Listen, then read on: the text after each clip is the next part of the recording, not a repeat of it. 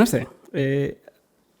No sé si alguna vez habéis pensado, si Dios tuviese que votar a un partido político, ¿a qué partido político votaría? Está difícil la pregunta, ¿no? Obviamente, Él es la única y verdadera opción para este mundo. Y muchas de las consecuencias que sufrimos en nuestro mundo es producto justo de eso. Justo de que Dios nos ha entregado cierta libertad a nosotros y por eso sufrimos las consecuencias, ¿no? Vivimos en un mundo en el que se habla mucho sobre la injusticia social, o tengo esa sensación, ¿no? Y me pregunto, ¿hasta qué punto la realidad es que me preocupa, ¿no? ¿Hasta qué momento realmente me impacta los problemas sociales de este mundo? ¿Hasta qué punto me afecta en la forma que gestiono mi dinero? ¿Hasta qué punto me afecta en la forma en la que decido vivir?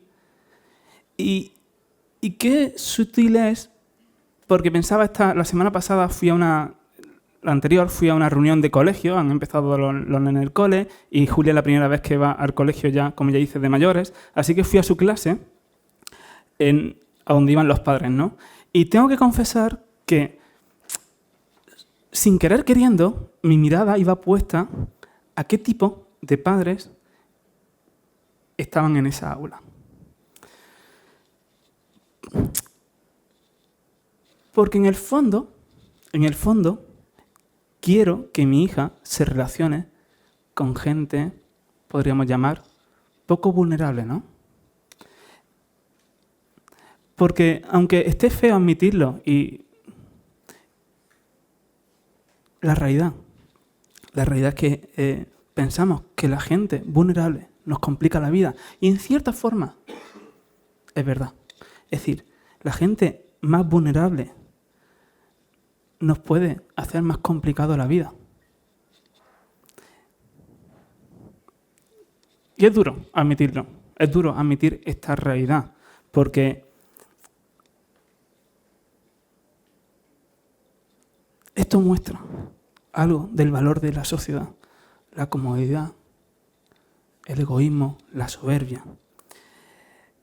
Este pensamiento, que tiene gran parte de verdad, ¿no?, revela una verdad incómoda sobre nuestra sociedad. Justo entraba por la puerta y escuchaba a Ani compartir qué tal el viaje. Y me ha impactado porque decía, humillada.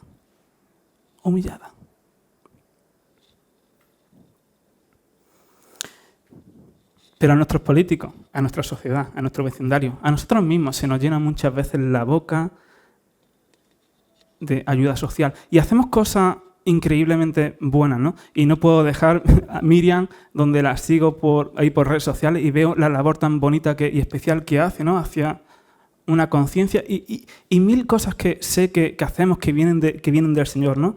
Pero la verdad es que se nos llena muchas veces la boca de esa ayuda social. Pero yo le pregunto al político, al ciudadano, me pregunto, ¿hasta qué momento estaría dispuesto en acoger al pobre en mi casa? Y es que los problemas sociales no es algo de nuestra actualidad. El problema social de la humanidad lleva existiendo desde la caída en el jardín, desde esa desconexión con Dios, ¿no? Y preguntarás, ¿qué tiene que ver Amós con esto? Bueno, más que con Amós, tiene que ver con Dios. Porque es a Dios a quien se le enciende esa ira justa, santa, frente realmente el abuso, frente a la injusticia, frente cuando el grande abusa del pequeño, ¿no? Y al leer los profetas, no podemos pasar básicamente ni una página en donde Dios observa y condena esa realidad que sufre la sociedad, ¿no? Y el libro de Amós no es una excepción. No sé quién ha leído el libro de Amós, lo hemos estado leyendo durante esta semana. No sé si sabes quién era, cómo era, dónde vivía. Y bueno, Amós nos dice el versículo 1, ¿vale? Capítulo 1, versículo 1, nos da un poquito de información sobre él, ¿no? Dice que la palabra de Amós, que fue uno de los pastores de Tecoa, los cuales tuvo visión acerca de Israel en los días de Uzías, rey de Judá. En los días rey de Judá, está un poco conectada con la predicación de la semana pasada, ¿vale? Rey de Judá, sur, y en los días de Jeroboam, hijo de Joás, rey de Israel, norte. 2 años antes del terremoto. Y una de las cosas que me ha llamado mucho la atención de este versículo es que menciona un terremoto. Y me preguntaba, ¿por qué, no? ¿Por qué menciona Amós un terremoto? No sé si os habéis detenido a pensarlo, pero ahí de manera explícita dice eso, ¿no? Y probablemente Amós lo que quiere es ubicarnos en el contexto histórico en el que le llegó la palabra de Dios. Pero también es muy interesante que si vamos al libro de Zacarías, y Zacarías entra en escena 250 años más tarde que Amós, ¿vale? Aquí todavía ni el reino del norte ni el reino del sur había sido invadido. Zacarías, 250 años más tarde, la historia ha cambiado mucho, y es este autor el que menciona este momento histórico. Dice Zacarías 14:5. Él está hablando sobre el día del Señor, sobre la venida del Señor, sobre el fin de los tiempos, y está a sus oyentes haciéndole entender que ese momento, ese juicio final, vendrá. Y que si no estás con la persona correcta, será complejo, ¿vale? Aunque habrá consecuencias universales. Pero él dice en ese texto, que me parece muy interesante, huiréis tal como huisteis a causa del terremoto en los días de Uzías, rey de Judá, y vendrá el Señor mi Dios y todos los santos con él. Me parece muy interesante porque este terremoto que Amós menciona aquí no es algo que él simplemente se ha inventado o ha puesto porque sí. 250 años más tarde, Zacarías hace mención al terremoto y dice que ocurrió algo muy interesante en ese terremoto, que es que la gente corrió y lo identificó como una señal del juicio de Dios. Por lo tanto, el libro de Amós, que es un libro, es un mensaje de advertencia de Dios sobre las naciones y en concreto sobre el pueblo de Israel, donde advierte sobre el comportamiento y los juicios que van a caer sobre ellos, ¿vale? Es muy interesante que Amós empiece con un terremoto. Porque en cierta forma el terremoto era una señal, era una voz divina diciendo, este mundo me da la espalda y va a sufrir las consecuencias. Y me pareció un detalle aparentemente simbólico, pero me hacía pensar cuántos acontecimientos históricos Dios nos manda en nuestra sociedad, en el mundo, a lo largo de la historia, que pasan desapercibidos, pero en el fondo tienen la voz de Dios diciendo, este mundo me da la espalda y va a sufrir las consecuencias. Así que Amós fue un profeta y podríamos decir que no era un profeta profesional, sino que el texto nos dice que él era ganadero, el versículo 1, ¿vale? Y que dice que vivía en un pueblo de Tecoa. Tecoa, lo diré muchas veces mal, ¿vale? Está aquí está Jerusalén, aquí está el Mar Muerto, y aquí está Samaria, reino del norte, reino del sur. Y él dice que es un ganadero que lleva sus ovejas, su pasto, aquí por las laderas del sur de Jerusalén, al lado del Mar Muerto, ¿no? Así que esto es lo que nos indica sobre su lugar. Y es interesante porque también el capítulo 7 dice que aparte de ser ganadero, él era un cosechador de higos. Así que como hombre de campo, es llamado a ir al reino del norte. A diferencia de Oseas. Si recordamos la semana pasada, Oseas era alguien del norte que predica contra su propio pueblo, pero aquí Amós del sur predica al norte, ¿vale?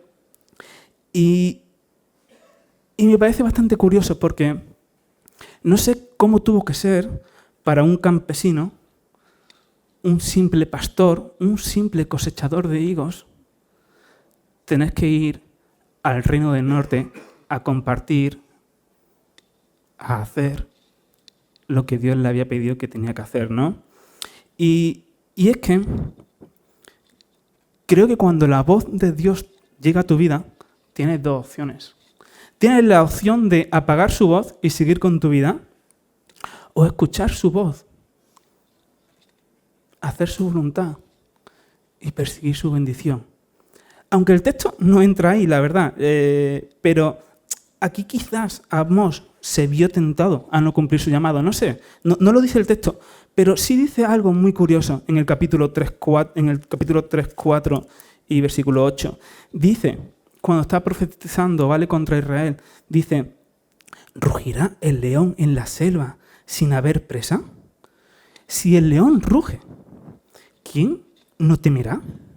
Si habla Jehová, el Señor, ¿quién no profetizará? Y es que,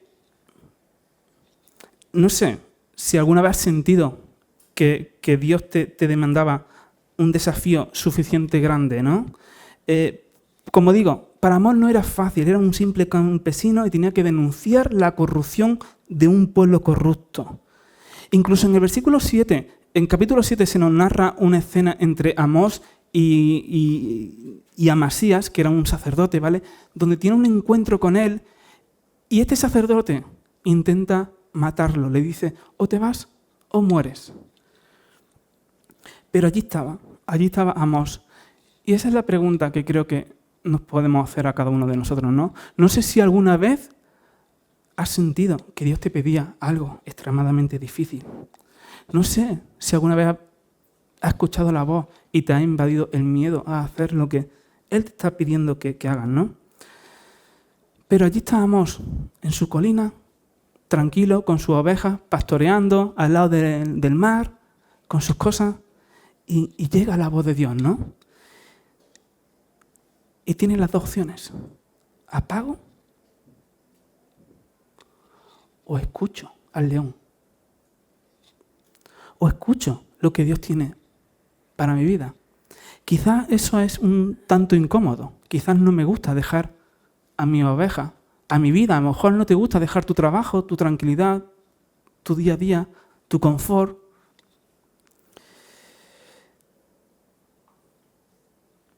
Pero Amós nos enseña que cuando el león ruge, que cuando Dios habla, no tenemos que quedarnos en silencio, no tenemos que quedarnos encallados. Quizás no te sientas preparado o no te sientas capacitado para lo que Dios te pide. Pero ignorar la voz de Dios es la peor de las opciones. Y no puedo evitar acordarme justo ahora que llega octubre y que empezamos un montón de ministerios, ¿no? Y un montón de invitaciones a escuchar la voz de Dios y a hacer.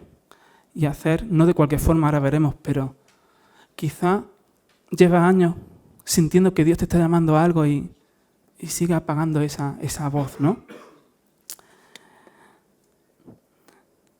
En la última semana, si acordáis, hemos estado leyendo sobre Jeremías, Daniel, sobre Ezequiel, Oseas,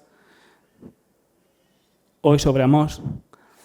Y es muy interesante porque cada uno de estos profetas eran muy diferentes, ¿vale? Cada uno era de su padre, de su madre, con sus virtudes, con sus defectos. Algunos quizás los vemos un poco más intelectos, con mayor capacidad. A otros incluso muy melancólicos, el caso de Jeremías, ¿no? Y Amós. Hay alguien que se llama Omás, ¿no? No sé. Amós es alguien, por el texto que podemos ver, que es alguien rudo, alguien del campo. Se notaba que trataba con las ovejas, ¿no? Porque dice cosas que tú dices, uy, Amós, un poquito más de tacto, ¿no? Pero claro, yo me imagino allí por las colinas con las ovejas y qué tacto va a tener con las ovejas, ¿no? Como en plan, echa para allá, ¿no? Así que básicamente él se dirige de una manera ruda y directa al pueblo. Pero la cuestión es, ¿qué tenían en común cada uno de estos profetas? No sé si lo habéis pensado, porque cada uno era muy diferente, pero todos. Podríamos decir que el común denominador de todos era el mismo. Todos dicen la palabra que pronunció Isaías cuando dice, he aquí, Señor, envíame a mí, ¿no? Y esto es lo que encontramos en los profetas. No grandes personalidades, no grandes capacidades, no grandes talentosos, sino encontramos un corazón disponible para Dios. Más allá de sus capacidades. Quizás muchas veces te sientas tentado a esconderte detrás de la excusa. Quizás sientas que tienes poco talento o tienes cierto miedo. Y sí, es verdad, a veces la excusa puede ser real. Pero déjame recordarte que Dios está sobrado de talento, de capacidad, de fuerza. Y lo que pide de ti no es el talento, la capacidad y la fuerza. Lo que pide de ti es un corazón humilde y disponible para Él, ¿no? En palabras de Spurgeon, Dios nos llama a los capacitados.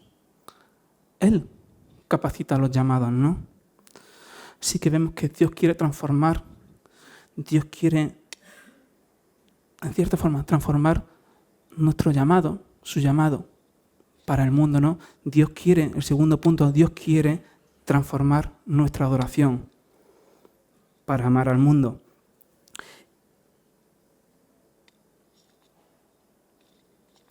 Hoy creo que lo he traído bien. Así que Amós lo vemos por aquellas colinas, dejando a sus ovejas, dejando su responsabilidad, y empezó a andar desde el sur hasta el norte. Y aunque el texto no lo dice, podríamos imaginarnos a Amós predicando por aquellas calles de aquellas grandes ciudades del reino del norte. Llegaría allí, imagínate, un pastor de ovejas a una ciudad enorme donde habría personas importantes, donde habría comercio, donde habría un montón de novedades, donde habría un montón de pasatiempos. Pero Amós sabe para qué vive. Para compartir el mensaje de Dios. Y sabemos, algo interesante es que sabemos que Amós vivió durante el año, su ministerio, ¿vale? Hoy creo que se ve mejor que la semana pasada, ¿vale? Aquí encontramos Amós, ¿vale? Amós, aquí estaría, por esta parte estaría el reino del sur, ¿vale? Donde se dice que estaba gobernando Uzías. Y aquí encontramos Jeroboam II. Amós llega un poquito antes de Oseas, ¿vale? Y bueno, no voy a entrar más en detalles porque la semana pasada ya hablé bastante del detalle. Pero lo que sí que sabemos es que, simplemente para repasar brevemente, es que el pueblo se encontraba en un periodo de prosperidad material, ¿vale? Porque había vencido alguna guerra y eso le había hecho tener prosperidad material, pero el pueblo seguía en una gran decadencia espiritual. ¿Por qué? Porque Jeroboam II seguía los pasos de Jeroboam I, que gobernó 200 y pico años anterior a él, ¿vale? ¿Y qué es lo que hizo este Jeroboam I? Ahora lo vamos a ver, pero recordad que en aquel entonces Dios había estipulado algo muy importante. Dios había dicho, oye, mi adoración es aquí en el templo de Jerusalén. Y en las fiestas vendréis y como pueblo unido me adoraréis y me traeréis la ofrenda, ¿vale? Y esto era en el pueblo, esto era en la ciudad de Jerusalén, en el templo. Pero ¿qué ocurrió? Hubo la guerra interna entre el sur y el norte, Jeroboam y Roboam, ya lo vimos, ¿vale? Entonces, Jeroboam, ¿vale?, que es el que lideró las tribus del norte, se dio cuenta de algo. Se dio cuenta de que si el pueblo tenía que ir al sur, al templo de Jerusalén, a adorar, corría el riesgo de perder el control del pueblo. Entonces, él pensó que podría hacer unos pequeños cambios simbólicos, quizá no tan simbólicos, ¿no?, en lo que venía siendo la adoración a Dios. Y nos dice Segunda de Reyes, igual no se ve mucho, lo leo yo, Segunda de Reyes, capítulo 12, del 26 al 31, dice la palabra del Señor. Y Jeroboam se dijo en su corazón. Esto es el padre, ¿vale? Jeroboam II es el que está gobernando ahora, pero Jeroboam II continuó con los pecados de Jeroboam I. Y dice, y Jeroboam se dijo en su corazón, ahora el reino volverá a la casa de David.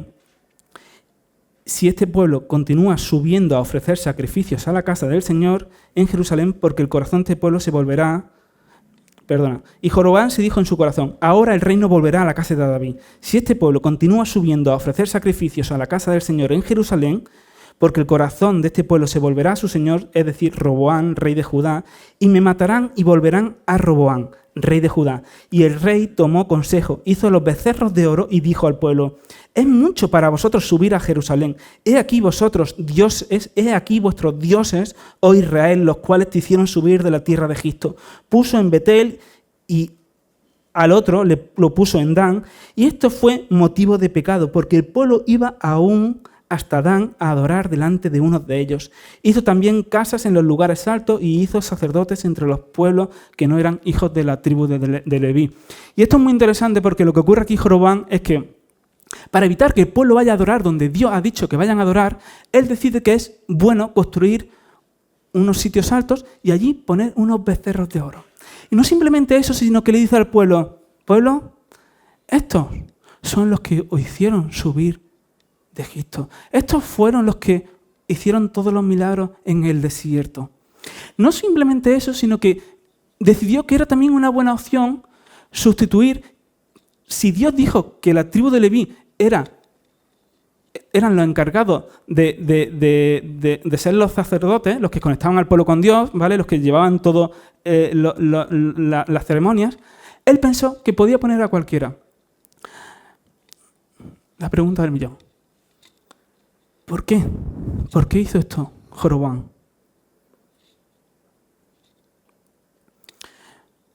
Por miedo a perder su poder, por miedo a que el pueblo regresara a Jerusalén, por miedo a que la aclamación y el control del pueblo lo perdiese. Pero lo que Jeroboam estaba dispuesto a hacer era a manipular la adoración a Dios. Y esto me hace pensar realmente. Utilizó lo que era un acto de adoración a Dios, es decir, el pueblo adoraba en formas y maneras las que Dios había instruido, para que en cierta forma el pueblo fuese trasladado a la presencia de Dios. Porque cuando adoramos, lo que ocurre realmente en nosotros es que de alguna manera que no entendemos bien, somos trasladados a la presencia de Dios. Pero si te das cuenta, Jeroboam está dispuesto a manipular esto. Y decide que la adoración a Dios acabe adorando sus propios planes. Y esto acaba mal. Acaba mal porque a Dios no se le puede manipular. Porque a Dios no se le puede manipular cumpliendo una serie de ritos. Porque a Dios no lo pueden manipular viniendo aquí cada domingo. Porque a Dios no lo pueden manipular dando tu dinero, leyendo. Porque Dios no es manipulable. Es verdad. Dios es paciente. Dios es paciente. Pero Dios no es manipulable. Y el león ruge. Alguien dijo algo súper interesante. Dijo: la adoración no es algo que simplemente hacemos para Dios, sino es algo que Dios hace en nosotros. Y pensando un poco sobre esta idea, me parece valioso porque Jeroboam se había olvidado realmente de lo esencial, de lo profundo, de lo importante. Y es que la adoración no es un simple ritual de cumplir, sino que la adoración es una conexión profunda con Dios, que al mismo tiempo que adoras, eres transformado. Y eres transformado mientras adoras. Por eso, la verdadera adoración no es algo que haces simplemente para Dios, sino es algo mucho más profundo. La verdadera adoración es aquella que sale de un corazón que siente, que sabe que está siendo transformado por y para Dios. Donde Dios va moldeándote y va acercándote más a Él, ¿no? Volviendo al libro de Amós, el pueblo de Dios por siglos mantuvo estos lugares altos de adoración, donde se buscaba cumplir con los ritos. pero allí no había una verdadera adoración a Dios. Y esto, como he dicho, acaba mal porque acabaron convirtiéndose justo en un pueblo totalmente diferente al pueblo de Dios, a lo que Dios le había pedido, ¿no? Esto es lo que ocurre cuando tu adoración no es genuina. Esto es lo que ocurre cuando tú simplemente intentas cumplir una serie de ritos, de prácticas, que crees que así estás bien con Dios. Te transforman en alguien que puede parecer, pero que está lejos, ¿no? Está lejos de Dios. En palabras del apóstol Pablo, en Romanos 12:2, dice que no os conforméis a este mundo, sino que seamos transformados por medio de la renovación de vuestro entendimiento, que comprobéis. En otras palabras, el creyente tiene dos opciones. O encuentra a Cristo valioso, deseable, agradable, y esto va transformándote y redundará en que cada vez te pareces más a Él. ¿O hay una segunda opción?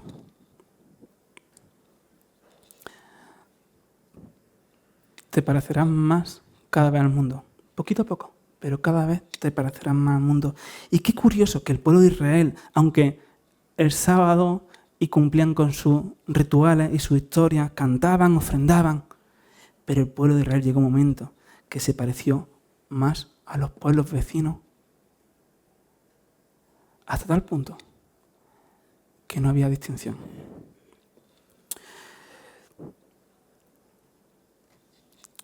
Si leemos los pasajes, veremos que gobernaba el orgullo, gobernaba el egoísmo, los abusos, actos sangrientos. Por lo tanto, ¿cómo? ¿No? ¿Cómo el pueblo llegó allí? Quizá esta pregunta también nos invita a hacernos, ¿cómo puede ser que haya llegado a donde nunca esperé que iba a llegar? Así que vemos a un Dios que está interesado en realmente convertirnos en verdaderos adoradores, transformar nuestra adoración de una adoración que intenta cumplir a una adoración que sale de una vida, de un corazón transformado, ¿no? Quizá el tercer punto, un poquito más tenso, 10, 12 minutos, pero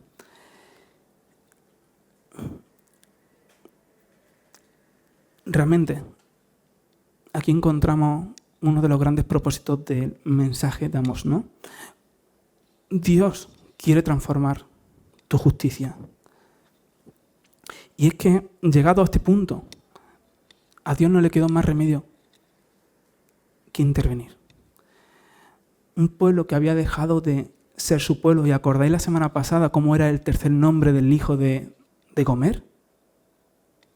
Lo a mí, no pueblo mío. ¿Por qué? Porque este pueblo no actúa como mi pueblo. Estaban lejos de ser ese pueblo que Dios había escogido, y donde dice en Deuteronomio 7:6, ¿no? Dice, Jehová tu Dios te ha escogido para que seas un pueblo especial, para que todos los pueblos que están sobre la tierra, él sigue, ¿no? Dios había escogido para que fuesen un pueblo especial, diferente a todos los otros pueblos. Y esto también tenemos que ser conscientes. A mayor privilegio, ¿cómo continúa? Mayor responsabilidad. Imagínate que te dan una beca para estudiar el máster o, no sé, la oportunidad de tu vida, lo que tú consideras el máster de tu vida, ¿vale? Sabes que sería imposible que tú fueras a estudiar a ese lugar que tanto quieres, pero te dan el máster. Sabes que vas a estar en la mejor universidad del mundo, que vas a estar con los mejores docentes, que vas a recibir la mejor preparación. Una pregunta. ¿Qué crees que esa persona que ha donado, que te ha dado el dinero para que tengas esa oportunidad, qué es lo que tú crees que esa persona espera de ti? Probablemente, si no apruebas, se te acabó el chino. Y así como el estudiante debe honrar el regalo que recibe, nosotros, los llamados, debemos vivir una manera que realmente refleje nuestra identidad en Dios. Y así empieza el libro de Amós, ¿no? Amós predicando a las naciones, diciendo, Damasco será destruida por su crueldad. Gaza será destruida por traficar con esclavos. Tiro será destruido porque traicionaron a sus vecinos. Edom, por ser un pueblo que odia. Amón, por su crueldad. Moab, por ser un pueblo que desprecia. Y no podía evitar anoche buscar algunas fotos. No fotos de aquel entonces. Fotos de los últimos 2 años.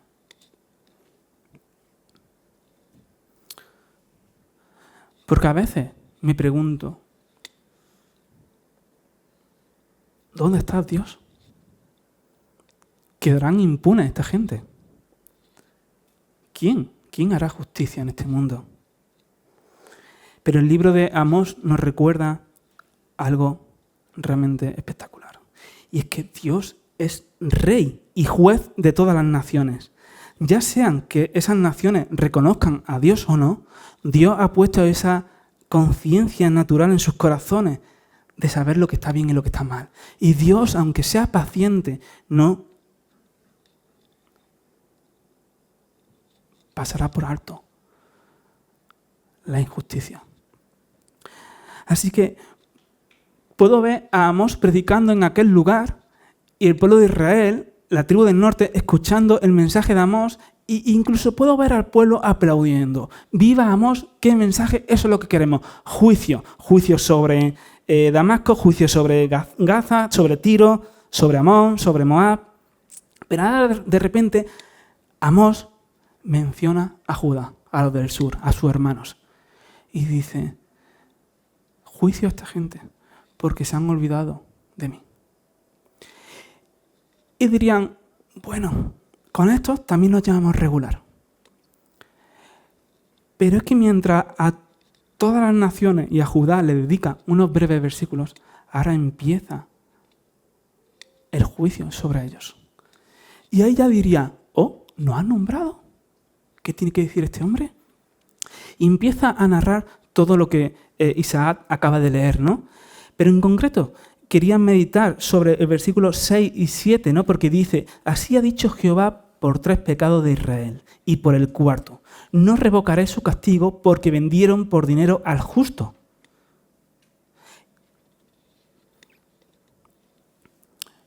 Vendieron por dinero al justo. Y me pregunto, ¿cuántas veces vendemos al justo también nosotros por dinero? No revocaré su castigo porque vendieron por dinero al justo y al pobre por un par de sandalias. Y dicen los comentaristas que fácilmente podría estar ocurriendo que ante un juicio por un par de sandalias eran capaces de vender a alguien realmente justo. Jueces corruptos. Dice, pisoteaban el polvo de la tierra, las cabezas de los desvalidos y tuercen el camino de los humildes. Y el hijo y el padre se allegan a la misma joven, profanando mi santo nombre.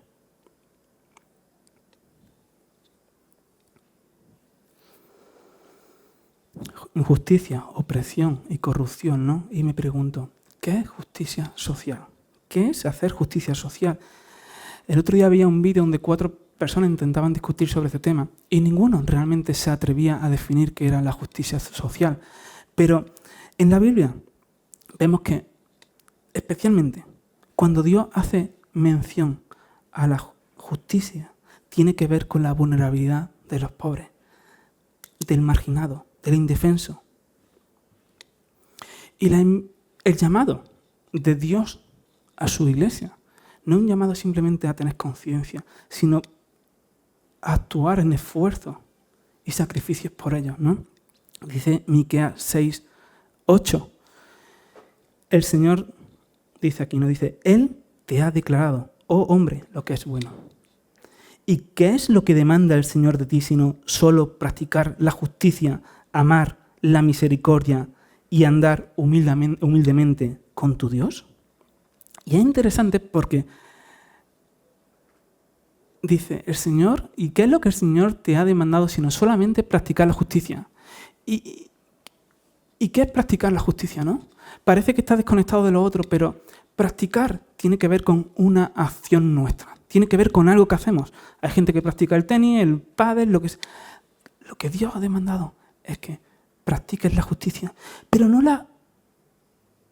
pero no de cualquier forma. El texto sigue diciendo y continúa, ¿no? Dice, y amar la misericordia.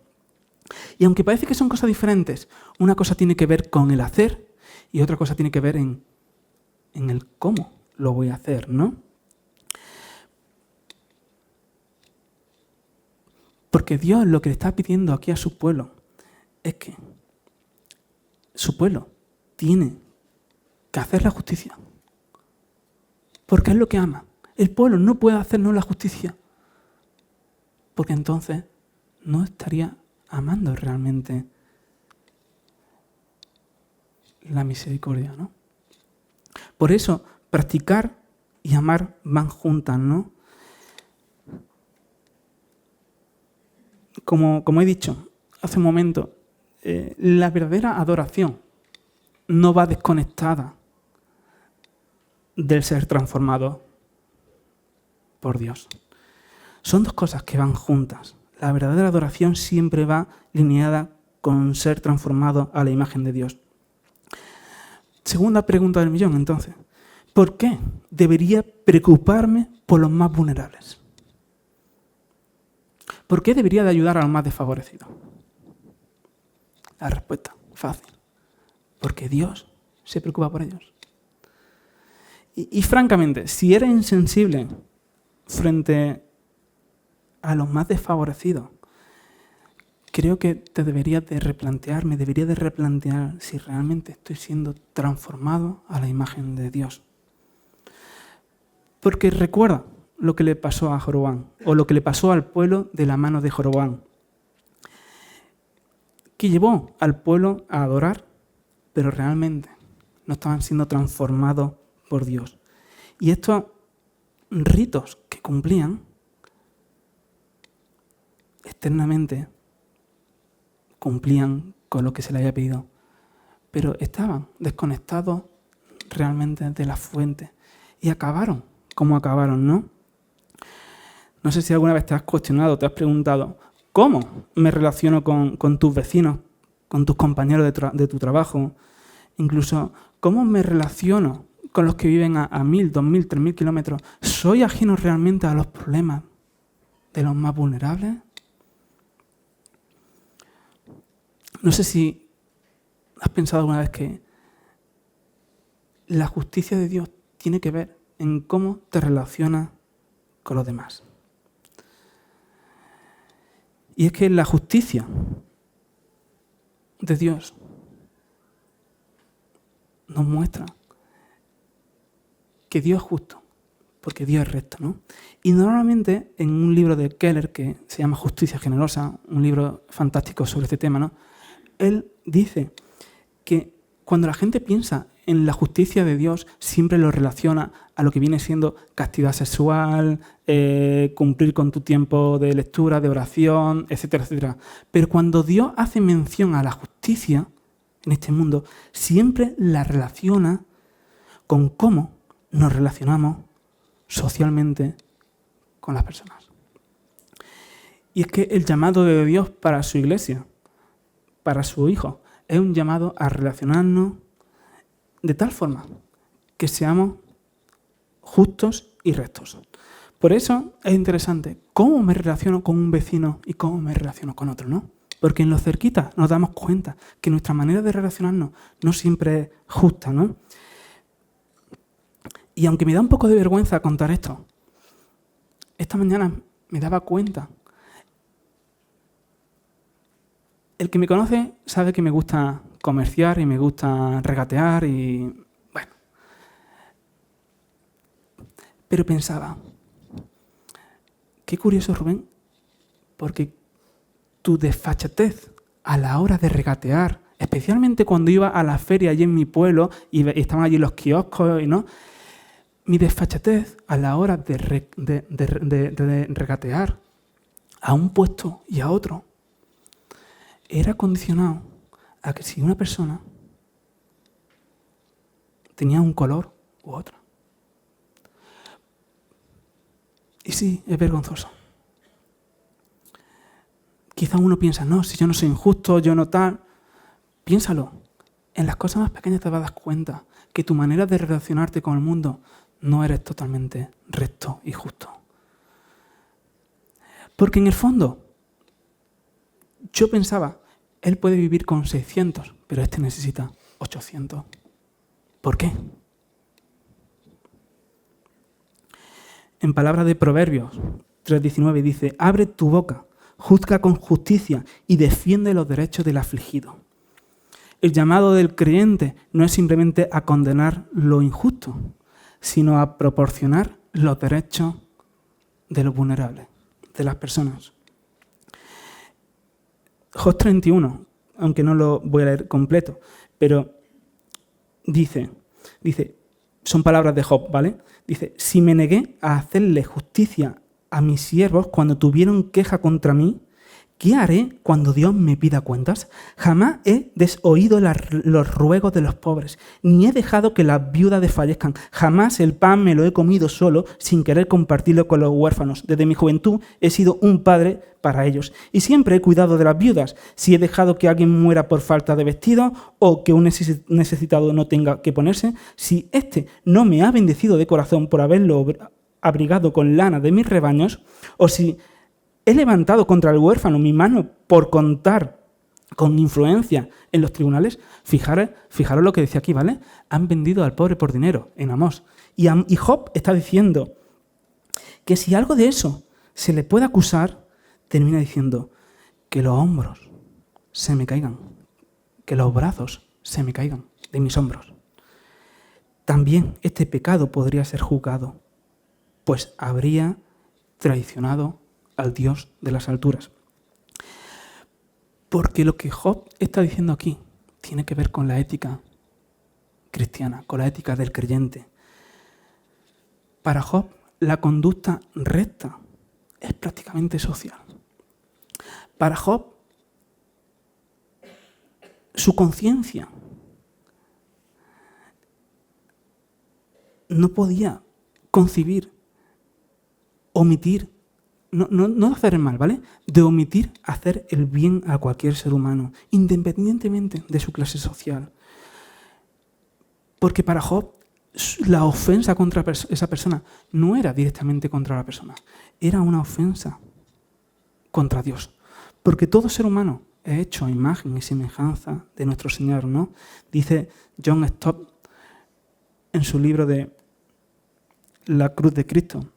Dice, la justicia de Dios no puede dejar de manifestarse en la vida de los que han sido reconciliados con Él por la cruz. La fe que salva también es una fe que transforma. Y esa transformación incluye nuestro compromiso con la justicia social. ¿Por qué la fe que transforma? Piénsalo. ¿Por qué la fe que transforma es la fe que salva? Porque en la cruz Cristo vino a quitar de nuestra vida la autocomplacencia. Vino a sustituir nuestra visión egocéntrica de la vida.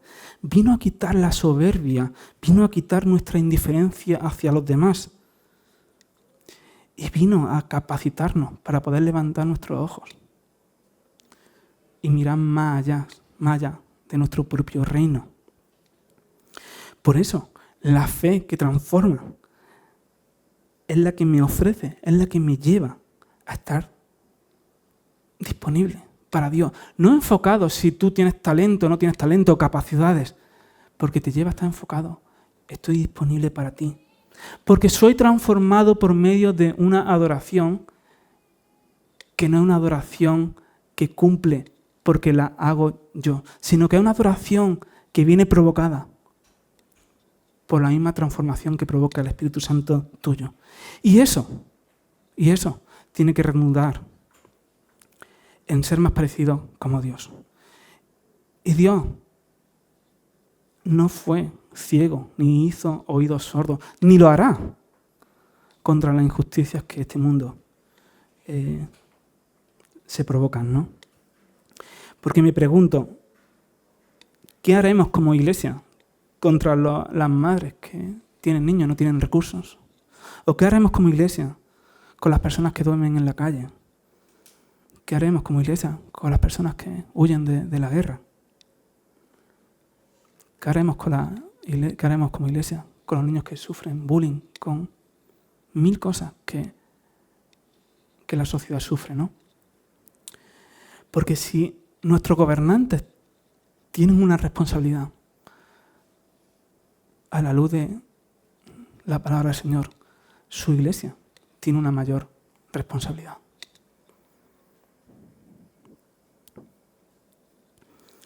No sé cómo te presentas cuando te dicen que te presentes.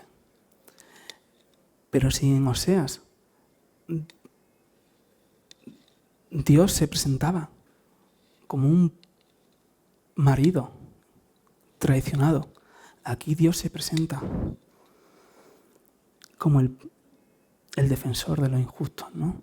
Y pensando en el Salmo 68, 5, dice que yo soy el padre de los huérfanos, el defensor de las viudas, el que guía a los cautivos a la prosperidad.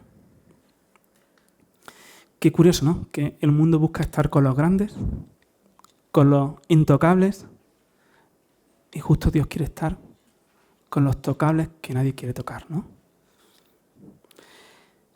Para acabar, no sé si sabes que el nombre de Amós significa el cargado, el que lleva una carga, ¿no? Y pensaba, qué curioso, porque Amós tenía una carga porque iba a llevar un juicio, iba a llevar unas palabras de parte de Dios a las naciones y a la nación de Israel.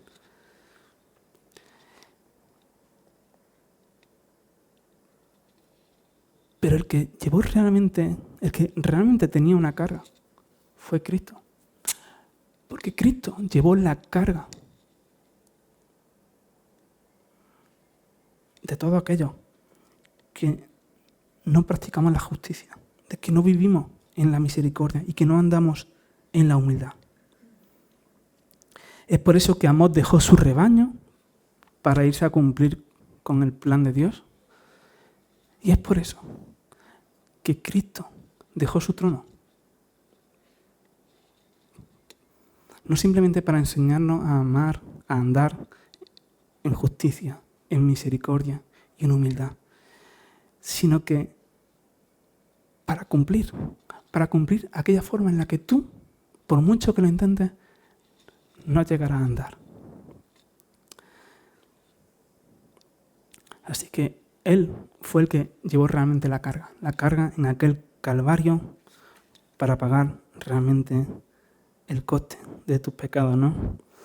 Y algunas preguntas que creo que te pueden hacer reflexionar sobre la semana.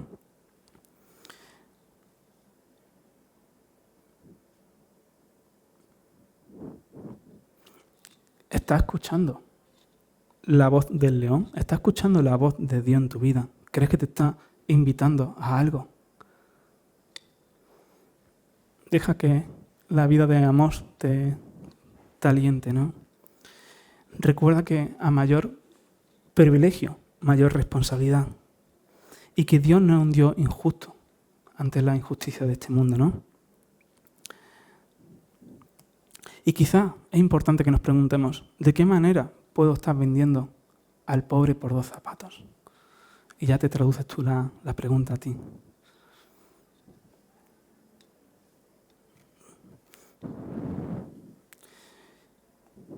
Señor, gracias por tu palabra. Gracias porque tú nos confrontas, pero realmente tú eres quien nos alienta, con tu persona, Señor, con tu obra redentora a la que viene a rescatarnos realmente de nuestra vida, Señor. Podemos vernos realmente huyendo de tu voz, podemos vernos realmente no adorándote de corazón, podemos vernos realmente tratando de forma injusta a este mundo, porque todavía queda en nosotros soberbia, egoísmo, autocomplacencia.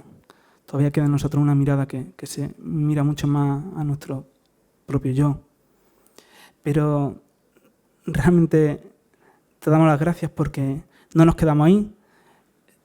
En ti podemos levantar nuestra mirada, saber que tú eres realmente, Señor, quien hace tu obra en nosotros.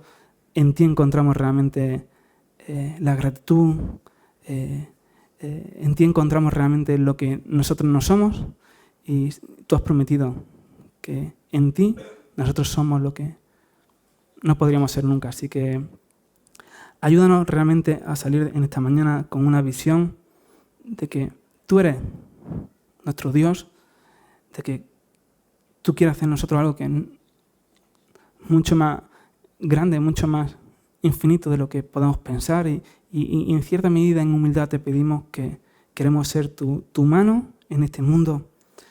Darnos capacidad de ver lo que tú demandas de nosotros, de un corazón que se fija del pequeño, del débil, y no a ser indiferente ante esta realidad, Señor. Así que, en otras palabras, lo que te pedimos es que tú sigas transformando nuestro corazón y haciéndonos más parecidos a ti, Señor.